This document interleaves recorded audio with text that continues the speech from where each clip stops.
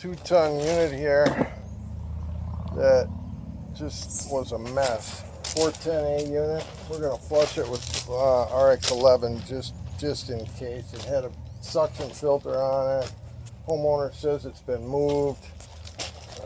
Anyway,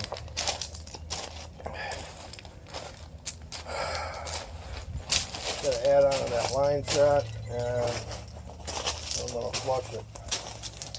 Go inside and see what Cory's doing in there. Cory's putting his first uncased coil in by himself. He dropped the level down into the blower.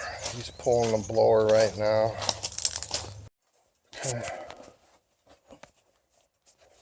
Cory's in here doing his first uncased coil by himself. I would get a couple screws.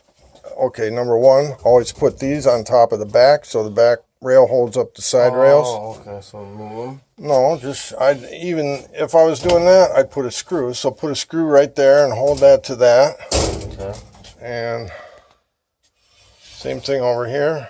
You're up too high on your side rail. If that was sitting on top of there, you wouldn't be up too high. You see how that's up a little bit higher right there? Mm-hmm. Okay. And then the only way you're gonna... Okay, so when we put our front rail on, if these aren't in a perfect spot, your door is not going to go back in its slots. Right. So if you screw that together and it's not, so what you got to do is measure your door and make sure down here it's the same dimension as your door that's got to go back in there before you screw this rail on there.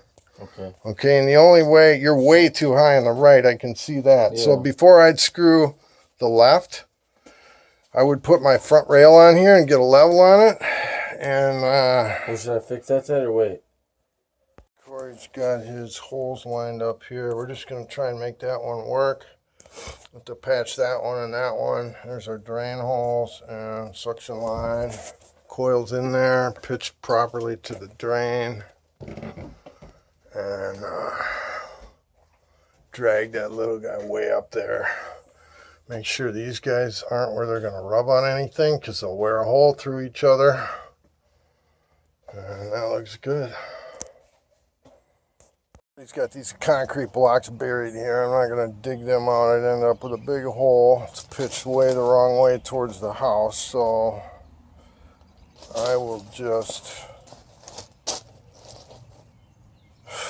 probably shim it between the pad and the unit with rubber to get it level. I'm going to add onto that line set now. Mark my pad. Solder it in. Get some fuses in there that match the unit, which are, what is it? We got 10 degrees subcooling on these 2 tons. Breaker. Maximum 25, so I'll probably put some 25 amp fuses in there. Oh no, they got a 20 amp breaker in the panel, I think. I'm not sure, I'll have to look at the panel. It is a 30, so I'll put some 25s in the disconnect out there. Resoldering in there. I think I got this level for the most part. It's really good there. Still a little high or low on the house side, but a lot better than it was. Flowing our nitrogen.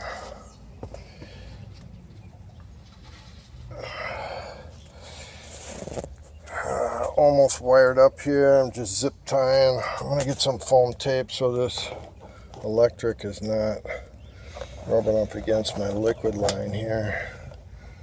Get that situated. Pressure test on here. Seems to be holding at 240 or whatever that is, 220. Well, those are 5s, so 210. This is almost ready to vacuum here. Hold that for a little bit more, and we'll get a vacuum going.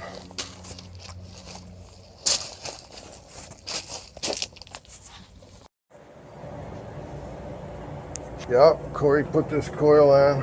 Thing's mint. know about that chimney, but that's not my deal.